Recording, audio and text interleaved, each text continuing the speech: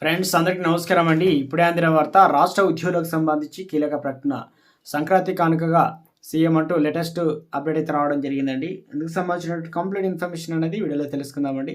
వీడియోను ఎండ్ వరకు చూడండి, అప్పుడే అర్థమవుతుందండి. మీలో ఇంకెవరైనా సరే మన ఛానల్ సబ్స్క్రైబ్ చేయకుండా వీడియో వస్తున్నట్లయితే వెంటనే మన ఛానల్ సబ్స్క్రైబ్ చేసుకోండి.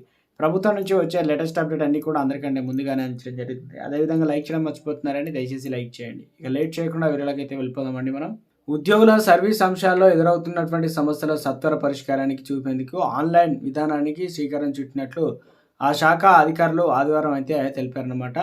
ఈ నెల 24 తొలి సమావేశానికి మంత్రి సీతక్క హాజరయ్యారు కానున్నట్లు అధికారులు వెల్లడించారు. ఉద్యోగులకు సమస్యలు సర్వీసు అంశాలు పరిష్కారానికి ప్రతి నెల 2, 4 శుక్రవారాల్లో ఆ మధ్యాహ్నం 3 గంటల నుంచి 4 గంటల వరకు ఉద్యోగుల సమస్యలపై ఆన్లైన్లో సమావేశం అయితే నిర్వహించున్నారు. గతంలో ఎన్నడూ లేని విధంగా కొత్త విధానాన్ని తీసుకురావడం జరిగింది. ఉద్యోగులకు సంబంధించి పంచాయతీరాజ్ శాఖ ఇచ్చే వెబ్ లింక్ ద్వారా సమస్యలున్న ఉద్యోగులు జాయిన్ అయ్యి తమ సమస్యలు ఉన్నతాధికారుల దృష్టికి తీసుకురావచ్చని ఈ ఆన్లైన్ సమావేశానికి పిఆర్ ఆర్డీఓ శాఖ కార్యదర్శి Lokesh Kumar, SERP CEO Divya Devarajan, PRDO direction Srujan, mission Bhagiratha rural engineering ఈఎన్సిఎల్ అనగా అందుబాటులో ఉంటారు.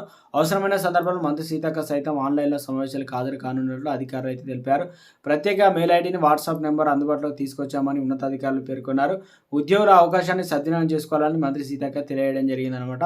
పంచాయతీ గ్రామీణ అభివృద్ధి శాఖలో ఉద్యోగుల సమస్యల పరిష్కారం కోసం నూతన విధానాన్ని అమలు పరుస్తున్నట్లు, హైదరాబాద్ రాకుండానే ఉద్యోగులు ఆన్లైన్లో తమ సమస్యలు ఉన్నతాధికారుల దృష్టికి తీసుకురావచ్చని, పరిష్కరించుకోవచ్చని మంత్రి తెలిపారనమాట. ఇక ఈ శాఖకు సంబంధించిన ఉన్నతాధికారులంతా ఆన్లైన్లో మీటింగ్ అందుబాటులో ఉండడం, ఎలాంటి సమన్వయ లోపం లేకుండా ఉద్యోగ సమస్యలకు సర్వీస్కు సంబంధించిన అంశాలు